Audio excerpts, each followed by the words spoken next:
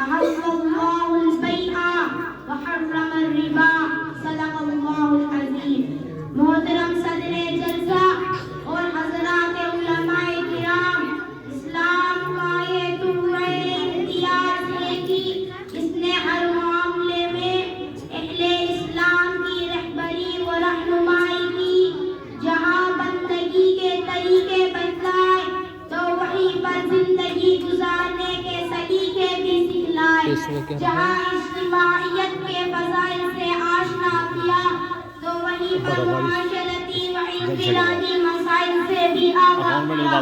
اگر اسلامی تعلیمات کا جائزہ لیا جائے تو یہ بات اظہر من الشمس ہو جائے گی کہ اسلام نے عقل حلال کی اہمیت کو جہاں بجا اجاگر کیا تو ساتھ ہی ساتھ عقل حرام کو ناجائز و باطل قرار دیا. انہی باطل طریقوں اور عقل حرام میں سے ایک طریقہ سود خوری کا بھی ہے. محترم سامعین اکرام، سود ایک ایسی وبا ہے جس سے کوئی شہر، کوئی ریاست، کوئی ملک، کوئی محلہ، کوئی خطہ تو دور کی بات، ارے کوئی گلی بھی خالی نہیں. آج ساری دنیا سود کی تباہی و بربادی سے دوچار ہے. حاضرین مجلس، اب تک دنیا نے سود کو نفع کا ذریعہ سمجھ رکھا تھا. اہل دنیا نے سود کو مال بڑھانے کا مؤثر آلہ تصور کیا تھا. گھر بیٹھے بہترین آمدنی کا ذریعہ تسلیم کیا تھا. لیکن آج اہل دنیا نے دیکھ لیا کہ اس سود نے بینکوں کا دیوالہ نکال دیا، بے روزگاری میں اضافہ کر دیا، ترقی کا خیال رکھنے والوں کا خیال پارا پارا ہو گیا. اس نے سب کو پریشان کر دیا، اموات میں اضافہ کر دیا، کمزوروں اور قرضداروں کو غلامی کی زنجیر میں جکڑ دیا. الغرض اس سود نے ہر طرف ایک طوفان طاغوتی مچا دیا. اور آج ساری دنیا یہ کہنے پر مجبور ہے کہ سچ فرمایا اللہ تبارک و تعالی نے، یمحق اللہ الربا، کہ اللہ سود کو ہٹا دے گا اور سودی نظام میں ملوث افراد کو مزہ چکھا لے گا. مسلمانان گرامی قدر، مذہب اسلام میں سود کھانا جائز نہیں بلکہ حرام ہے. تجارت جتنی چاہو خوب کرو، حلال طریقہ ہے، سنت مصطفیٰ ہے، شریعت نے کوئی روک نہیں لگائی. مگر جب سودی نظام کی باری آئی تو میرے اللہ نے صاف طور پر اعلان فرما دیا، احل اللہ البیع وحرم الربا، کہ اللہ نے تجارت کو حلال کیا ہے اور سود کو حرام قرار دیا ہے. بزرگان محترم، ایک بات یاد رکھ لیجئے کہ اس دنیا میں لعنت سے بڑھ کر کوئی بددعا نہیں. میرے رسول چمن رسالت کے مہکتے پھول جن پر ہو رحمت الہی کا نزول. محمد مصطفیٰ صلی اللہ علیہ وسلم نے اس دنیا میں کسی پر بھی لعنت نہیں فرمائی.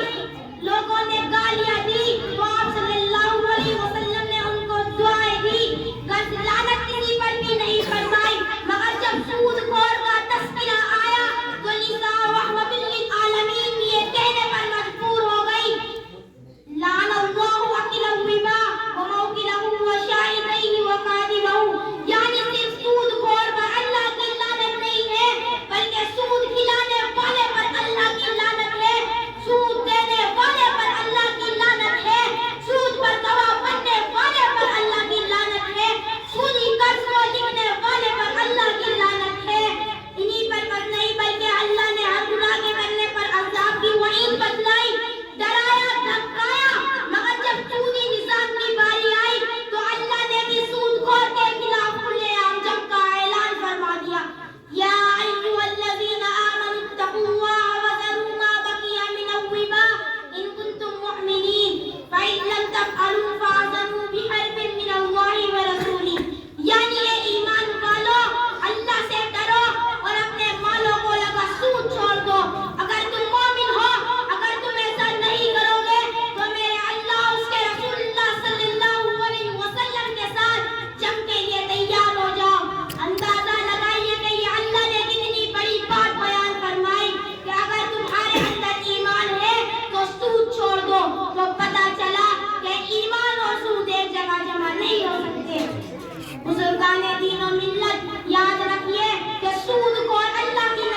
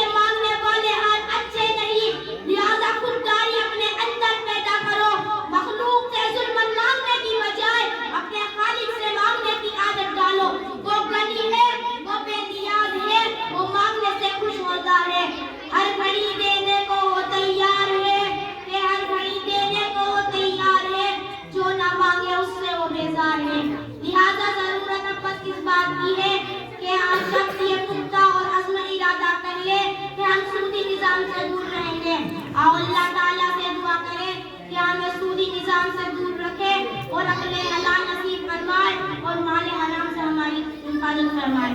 آمین. وما علینا الا البلاغ المبین. السلام علیکم ورحمۃ اللہ وبرکاتہ.